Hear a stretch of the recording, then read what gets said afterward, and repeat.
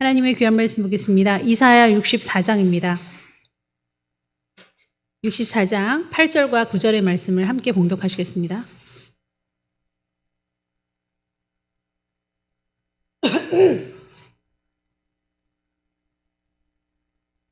함께 읽겠습니다. 그러나 여호와여, 이제 주는 우리 아버지시니이다. 우리는 지늘기요 주는 토기장이시니 우리는 다 주의 손으로 지으신 것이니이다.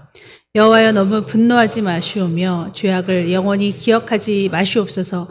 구하오니 보시옵소서, 보시옵소서. 우리는 다 주의 백성이니이다. 아멘. 기도하시겠습니다. 하나님, 나를 보실 때 주님께서 지금 몇 점이나 점수를 매겨주실지, 이 땅에 환난과 곤고한 날들이 비춰질 때에 정말 준비하라고 사인을 주시는 건데, 전쟁이라는 것이 아버지 그 대국이 하나님 사회주의가 하나님 아버지 사회주의의 공산주의의 종주국이라 할 수 있는 저 러시아, 소련은 이미 망했으나 그 잔재가 아버지 버젓이 있는 그 땅에서 아버지 전쟁을 합니다. 전쟁을 걸었습니다. 하나님, 이 두려운 날들이 우리에게 무슨 사인을 하고 있습니까? 우리는 하나님의 말씀에 귀 기울여야 할 것이며 시대를 보는 눈을 가져야 할 것이며 나의 신앙을 점검하는 신부가 되어야겠습니다. 아버지, 몇 점짜리 신부이는지는 알 수 없지만 우리가 두려워 떨며, 또한 아버지 그날이 임박함을 알고 과거에 지었던 죄까지도 하나님 아버지 반복되지 않도록 열심히 갈고 닦는 아버지 훈련하는 정금과 같은 하나님의 백성이 되어야겠사오니 이 시간에 주의 능력으로 임하여 주셔서 아버지 더욱더 깨어있는 우리 모두가 되게 하여 주시옵시고 헛된 예배 드리지 않도록 도와 주시옵소서. 예수님의 이름으로 기도합나이다. 아멘. 할렐루야. 원하건대 주는 하늘을 가르고 강림하시고 주 앞에서 산들이 진동하기를 떨게, 온 세상이 떨게 그렇게 임하여 달라고. 왜냐하면 주님 외에는 나에게 그렇게 해주실 일도 없고, 주님 외에는 기쁘게 공의를 행하고 또 주를 기억하는 나라 할지라도 주님 외에는 그렇게 선대하시고 사랑해 주시고, 와, 네가 이렇게까지 나를 사랑해? 이렇게까지 나를 기억해? 할 만한 분이 없으세요, 사실은. 내가 아무리 존경하는 분을 존경한다 해도 그분이 나의 안고 일어섬을 알고 내 머리카락까지 세시고 내가 한숨을 쉬거나 내가 무슨 마음을 가질 때 금방 아시고 막 다가오시고 그러진 않으세요. 내가 아무리 존경하는 분이 있어도 그분에게 사랑의 말을 계속할 때 유치하다가 할 수도 있고, 어제 또 했던 말이잖아. 아유, 재미도 없다. 뭐 딴 거 없어? 막 이렇게 할 수도 있는데, 내가 나이를 먹든 주름이 깊어지든 지루한 얘기를 하든 그분을 사랑한다고만 하기만 하면 너무나도 좋아서 기뻐하시는 그분은 주님밖에 없으십니다. 근데 그분이 능력자이기도 하시니까 얼마나 대단하시고 멋있어요. 그리고 그분이 전폭적으로 나를 사랑한다는 게 진짜 믿어지지가 않습니다. 왜 나 같은 사람을 사랑할까? 어떻게 나를 사랑할까? 왜냐하면 지으셨어 그래요. 저를. 나를 만드셔서 그래요. 너무 다행이에요. 그분이 지으셨다는 게. 그분이 인간을 창조하셨다는 게 너무너무 다행인 거예요. 그러면서 자녀라고 하셨다는 게, 백성이라고 하셨다는 게, 그러니까 우리는 그분에게 속할 수밖에 없어요. 엄청 다행이죠. 근데 그분이 능력자셔서 하나하나 다 아십니다. 지문도 다 틀리고요. 우리의 DNA가 다 틀리잖아요. 그래서 우리의 피부 조직만 탁, 뭐라도 지문이라도 찍히거나 아니면 그 흔적이라도, 피의 흔적이라도 있으면 기깔나게 찾잖아요. 그러므로 하나님은 능력자시고 하나님은 대단하십니다. 그런 하나님이 제일 싫어하는 거 단 한 가지가 있는데 죄죠. 하나님은 마지막 때에 죄를 다 불사르러 오실 겁니다. 이 지구상에 죄가 1%도 없을 거예요. 그러니까 죄를 너무너무 싫어하세요. 마귀도 무적행에, 사망도 무적행에, 그리고 불신자도 무적행에 가둘 것입니다. 그러므로 이 땅에는 하나도 악이 없으므로 이제 새 예루살렘이 임할 수 있는 터전이 되는 거예요.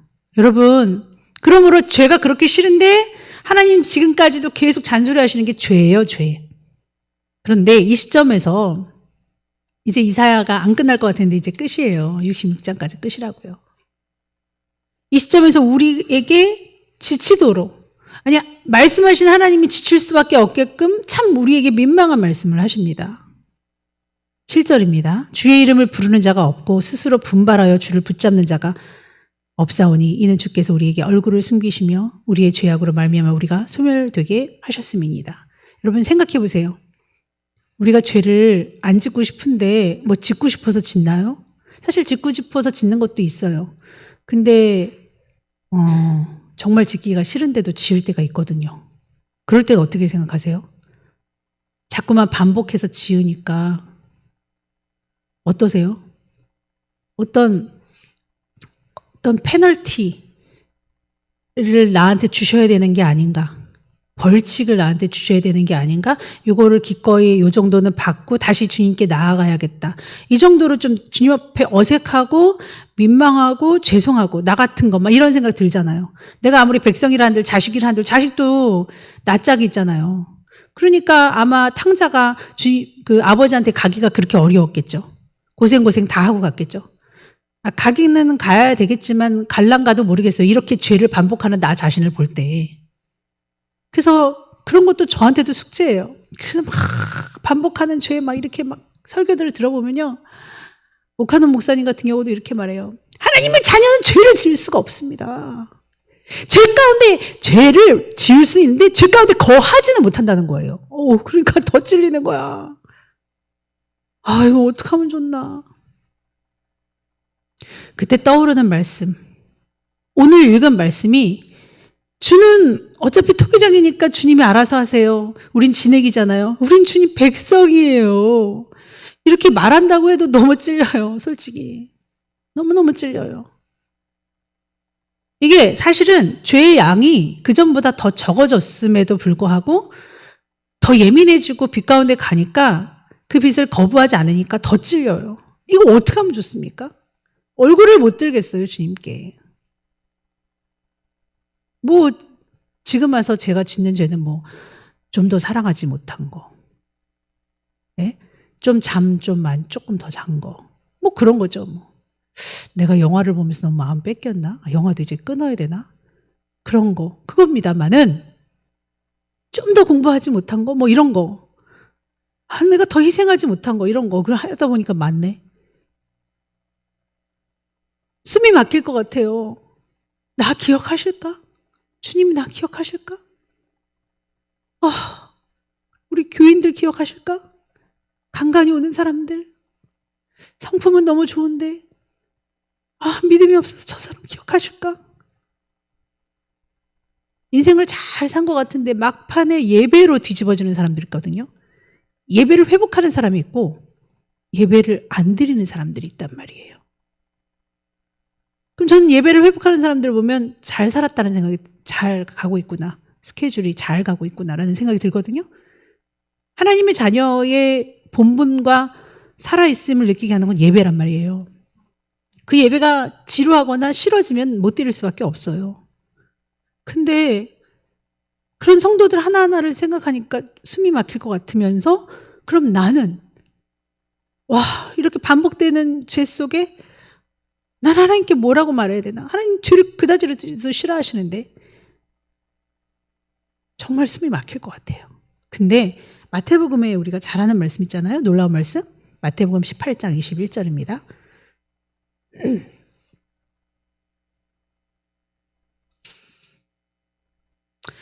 마태복음 18장 21절. 그때 베드로가 나와 이르되 주여 형제가 내게 죄를 범하면 몇 번이나 용서할까요? 그러니까 7번 정도 용서할까요? 하고 예수님께 여쭤보니까 아니야. 7번뿐 아니라 7번을 70번까지라도 할지나 77이 49, 490번. 살았네. 똑같은 죄를 490번 해도 용서하시는 하나님이야. 이래야 되는 건가요? 과연? 이게 맞는 거예요? 이게 성경적입니까? 하나님을 믿는 자는 죄에 거할 수 없다. 시간이 그렇게 많이 흘렀는데 똑같은 죄에 머물다니 인간도 아니지 하나님의 자녀가 아니라니까 하시는 옥하님 목사님의 설교가 귀에 쟁장이에요. 근데 이 말씀은 뭘까? 여러분, 이거는요,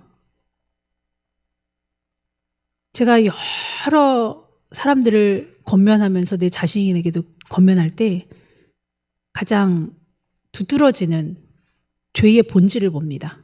뭐냐면요, 어떤 성향들을 보냐면요, 한 가지 죄를 지어도 되게 아파하고 미안해하고 하나님께 엄청 고생하면서 마음으로 그러는 사람이 있어요. 이렇게 하라는 거예요, 주님은. 그런데 또 죄를 졌어요. 근데 그게 또 아픈 거예요. 490번이 갈기갈기 찢어질 듯이 아파도 그렇게 아프세요. 어제 그렇게 내가 100번을 이렇게 아팠는데 이 아픔조차도 가증스러워서 안 아프게 무뎌지지 말고요. 정말 아파하세요. 그러면 490번까지 갈 리도 없고 가지지도 않아요. 근데 회개하면 되지 뭐. 말씀에도 이렇게 490번이야. 어차피 회개하면 되는데 뭐.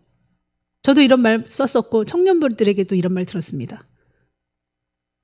그건 정말 하나님께도 죄송한 말이었어요.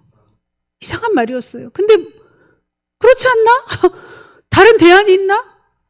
그렇잖아요. 어차피 회개해야지 뭐 어떻게 해. 그렇다고 뭐 사라져야지. 죽을 수도 없고. 아니라는 거예요, 주님은. 네 마음가짐이 중요하다.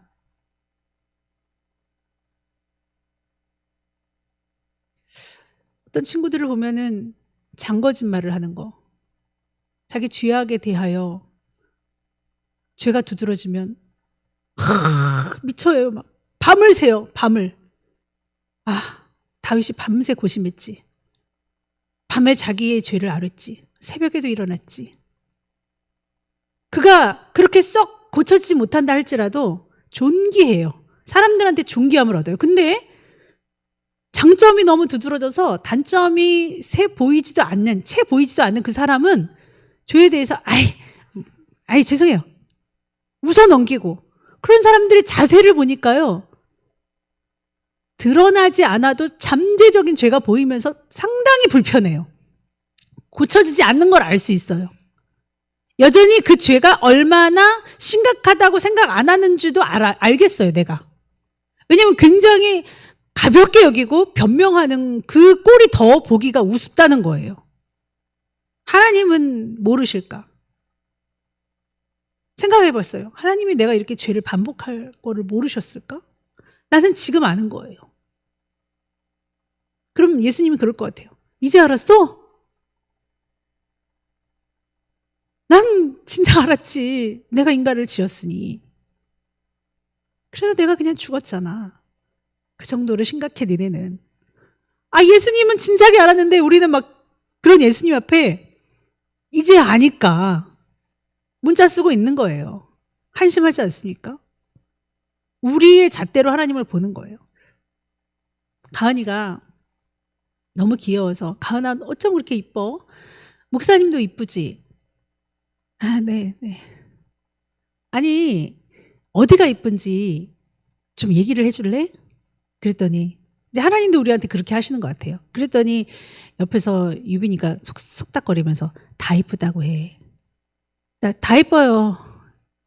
아니 누가 가르쳐주지 말아라. 가은아 내가 어디가 이쁜지 다라고. 뭐라고? 다라고. 그 다라고 점점점이요. 선생님들은 막 웃어 배가 아파서 막 얼마나 웃으셨는지 몰라요. 다라고 딱 그러는데 그 웃긴 표현을 걔가 알아서 표현했겠어요? 야, 걔가 하이 코미디다. 다라고 조용히 하라고. 귀찮게 왜 자꾸 물어. 이렇게 해서 그랬겠어요? 그냥 다라고. 우리가 뭐 알고 떠드나요 지금? 하나님한테 우리가 진짜 안다고 말할 수 있나요? 죄에 대해서 자꾸 반복하는 이유에 대해서 설명해 보라. 그런 자들이 어떻게 천국 갈 수 있는지 설명해 보라. 그래서 학자이신 우리 예수님, 지식과 지혜가 뛰어나신 우리 예수님 말씀하셨습니다. 그런다고 네가 죄를 반복한다고 우리를 하나님의 사랑에서 끊을 쏘냐? 로마서 8장에 말씀하셨잖아요. 네가 그런다고 나한테 끊어질 거야? 네 생명 끊어버릴 거야? 아니잖아. 내가 있는 곳에 너가 오고 싶잖아. 나랑 같이 하고 싶잖아. 그건 맞거든요. 내가 낯짝이 너무 두껍고 죄송하긴 한데 가고 싶기는 해요. 너무 죄송하지만 어떻게 해요? 가고 싶은데. 이를 악물어야죠 뭐 오늘도. 그것만큼은 완전 자신 있게 말할 수 있거든요. 정말 사실이니까. 나 그냥 골방이라도 좋고 단칸방이라도 좋으니까 하나님 근처에서 살게 해주세요.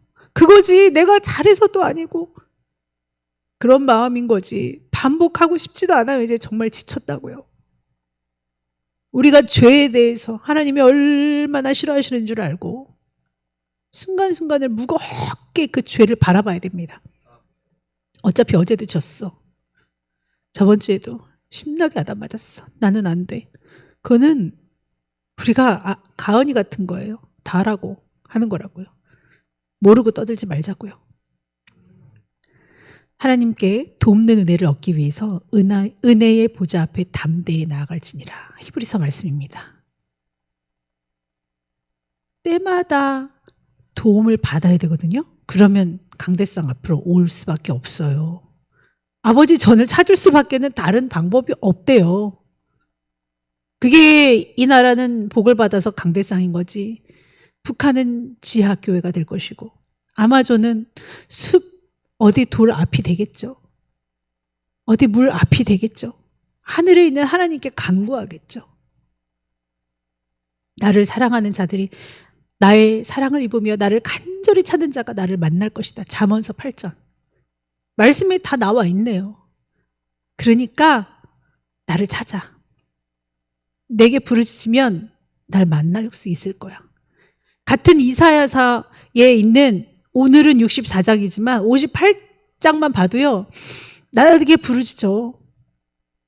나를 간절히 원하면 나를 만날 거야. 하나님 만나면 어떻게 되죠? 바뀔 수 있잖아요. 고칠 수 있잖아요. 반복하는 그 지긋지긋한 죄 고칠 수 있지 않습니까? 우리 그 말씀 읽고 마치겠습니다. 이사야 58장 9절입니다.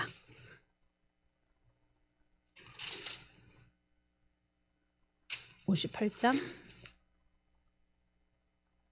함께 읽겠습니다. 내가 부를 때에는 나 여호와가 응답하겠고 내가 부르실 때에는 내가 여기 있다 하리라. 만일 내가 너희 중에서 멍에와 손가락질과 허망한 말을 제하여 버리고. 아멘. 그래서 우리가 우리 주라고 하시는 그 하나님, 우리의 주인이신 그 하나님께 부르짖고 그분께 답을 얻어야 될 줄 믿습니다. 그분이 살아계신데 우리가 염려할 것이 무엇이 있겠습니까?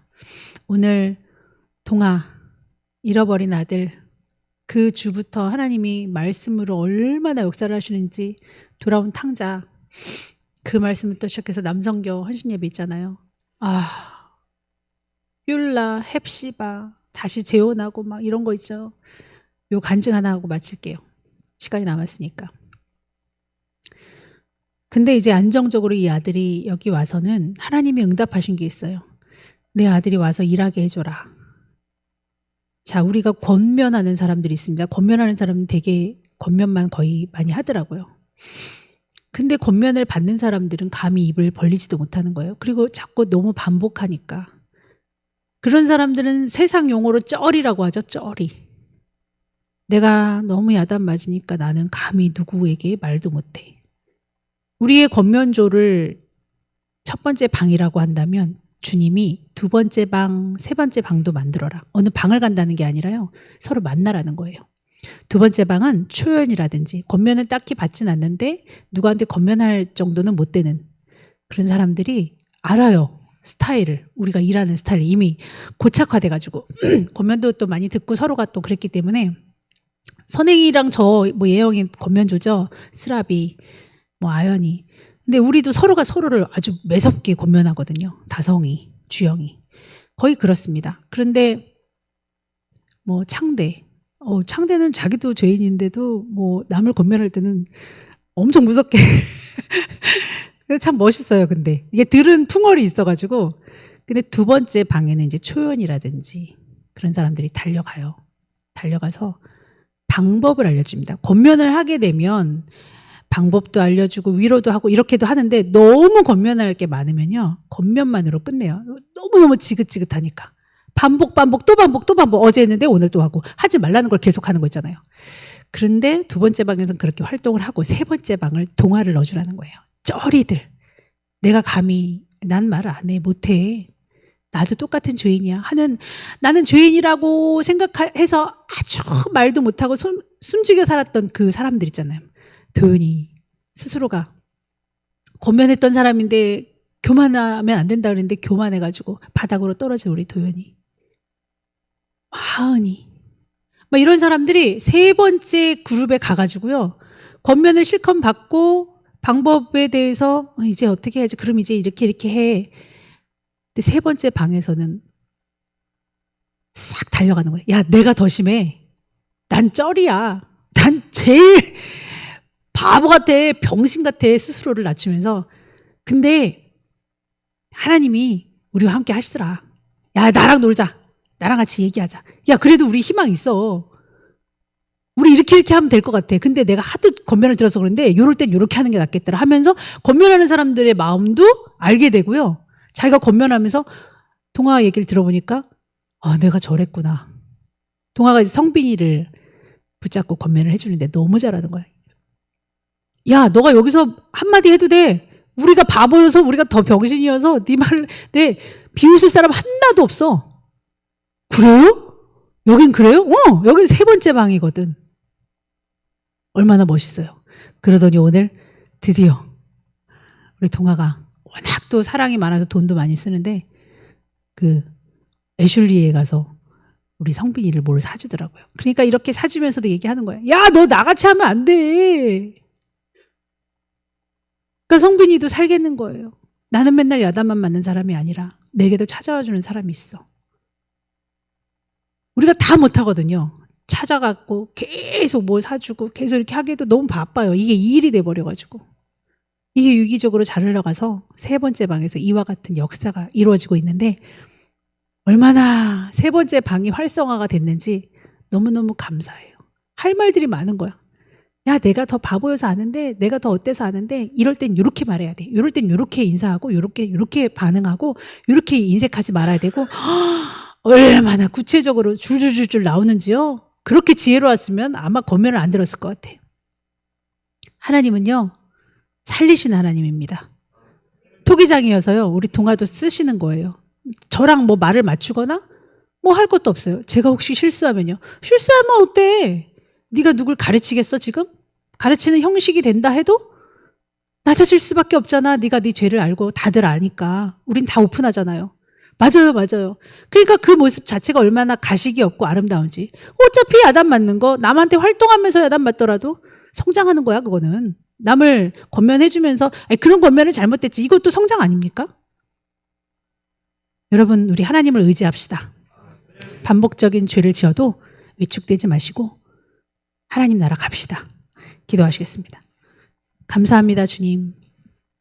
우리가 이 간증을 통해서 한 사람도 버리거나 버려질 사람이 없다는 거, 그리고 어느 누가 귀한 사람일는지는 우리가 또 알 수가 없습니다.